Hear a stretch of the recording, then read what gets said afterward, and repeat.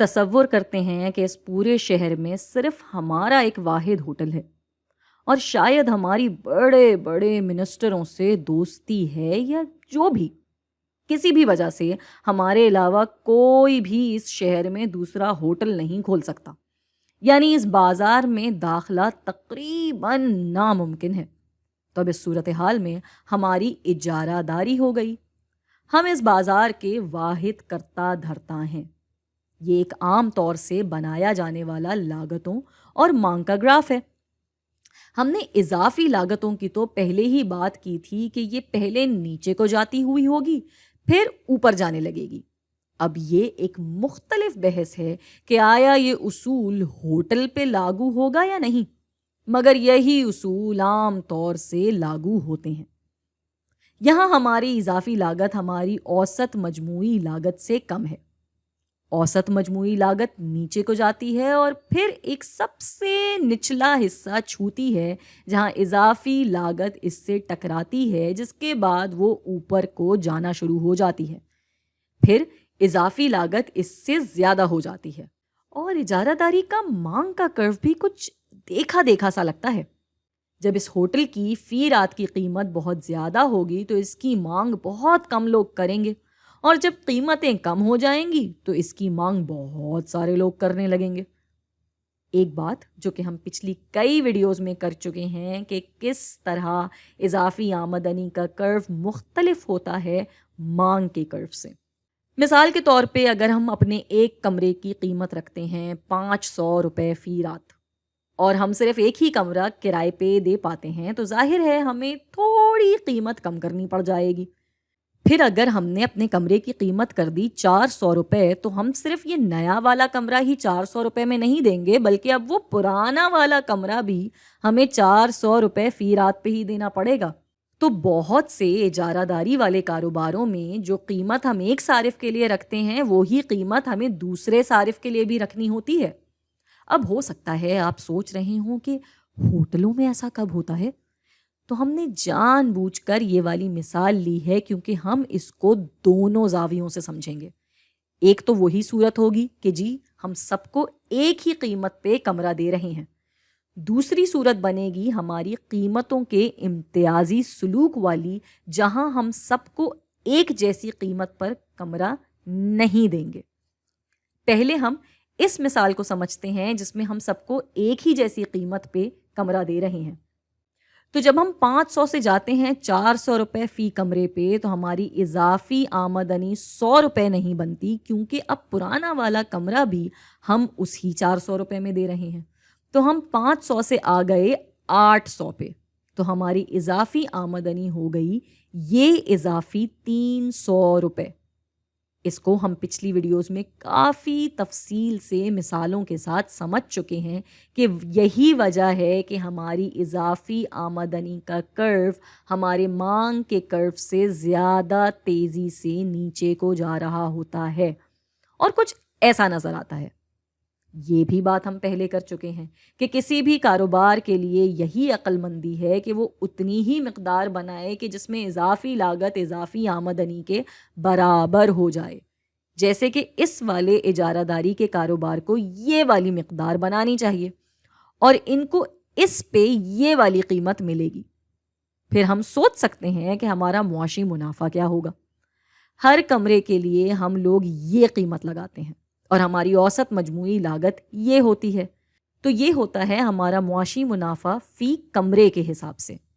اس کو ہم ضرب دے دیتے ہیں کمروں کی تعداد سے، تو ہمیں مل جاتا ہے ہمارا کل معاشی منافع۔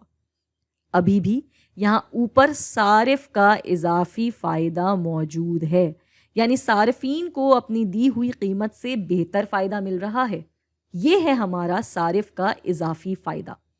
تو اب وہ انسان جو پہلے 500 روپے فی کمرہ بھی دے سکتا تھا، وہ بھی اب وہی قیمت ادا کر رہا ہے جو باقی سارے کر رہے ہیں، جو کہ مثال کے طور پہ ہیں شاید 300۔ تو یہ جو ان دو قیمتوں کا فرق ہے، اس کا سارا فائدہ مل رہا ہے اس والے صارف کو۔ یہاں ہم ڈیڈ ویٹ لاس یا پورے کا پورا نقصان بھی دیکھ سکتے ہیں۔ ہمارا کام بہتر طریقے سے چل رہا ہوتا ہے اگر ہماری اضافی لاگت برابر ہو ہمارے مانگ کے کرو سے. تو یہ بن جاتا ہے ہمارا ڈیڈ ویٹ لاس. اب آتے ہیں دوسری مثال کی طرف. ہم کہتے ہیں کہ ہم ایک ہوٹل ہیں جو کہ لوگوں سے ان کی استطاعت کے حساب سے یا اس حساب سے قیمت وصول کرتے ہیں جتنی قیمت وہ دینا چاہتے ہیں. اور یہاں ہم ایک خیالی تصور کو ذہن میں لائیں گے جس کا حقیقی دنیا سے کوئی تعلق نہیں ہے، مگر صرف اس کو دیکھ لیتے ہیں، دیکھنے کے لیے تصور کرتے ہیں.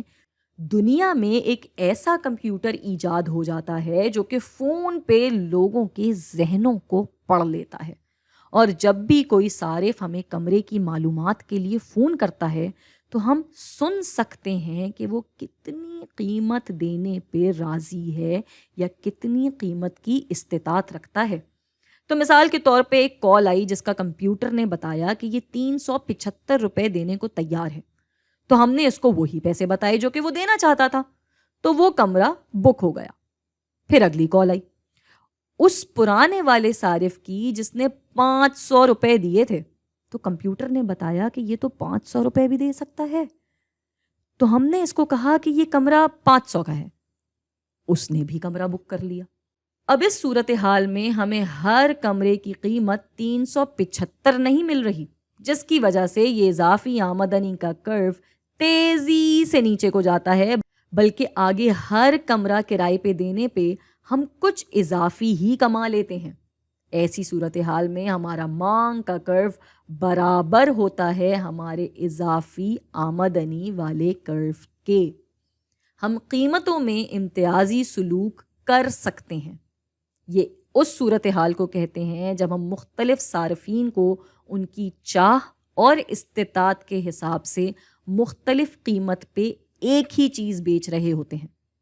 حالانکہ یہ سننے میں ظاہر ہے بہت برا اور ظالم اصول لگتا ہے، مگر یہ ناجائز نہیں مانا جاتا.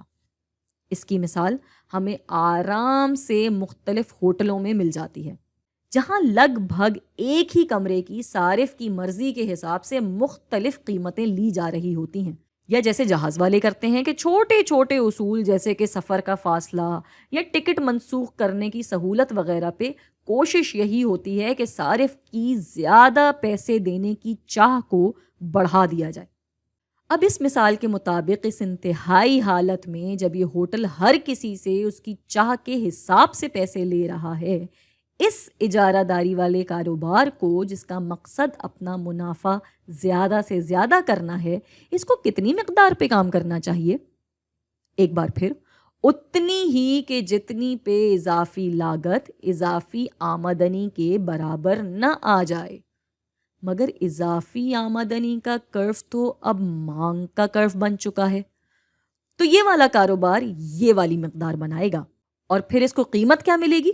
اس ویڈیو کو ذرا روک کر سوچیں تو حالانکہ دل تو بہت چاہ رہا ہوگا کہ یہاں پہ یہ سیدھی لکیر بنا دی جائے کہ یہ والی قیمت ہوگی، مگر یہاں تو ہم نے ہر صارف سے ہی ایک مختلف قیمت وصول کی ہے. تو یہاں پہ کوئی ایک قیمت کیسے بنائی جا سکتی ہے؟ اب یہاں ہم مقدار دیکھ سکتے ہیں. اس مقدار پہ آنے والی اوسط مجموعی لاگت دیکھ سکتے ہیں، مگر فی کمرہ منافع کا انحصار ہوگا اس قیمت پہ جو کہ لوگ اپنے والے کمرے کے لیے دینے کو تیار ہیں. تو جو پہلا شخص جو بہت زیادہ پیسے دے رہا تھا، اس کا صارف کے اضافی فائدے میں کوئی حصہ نہیں ہوگا، اور یہ سارا کا سارا منافع اس کاروبار کے حصے میں آ جائے گا جو کہ ان سارے ہی صارف پہ لاگو ہوگا. یہاں دیکھیں کیا دلچسپ چیز نظر آ رہی ہے. جب اس اجارہ داری والے کاروبار نے قیمتوں میں امتیازی سلوک کرنا شروع کیا تو اس کا معاشی منافع بہت بہت زیادہ بڑھ گیا. صارف کا اضافی فائدہ گھٹ گیا، بلکہ یہاں اس انتہائی مثال میں تو غائب ہی ہو گیا. مگر اگر غور کریں تو یہ ایک بہت مؤثر صورتحال بھی ہے جہاں پہ ہماری اضافی لاگت ہماری اضافی آمدنی کے برابر آ چکی ہے.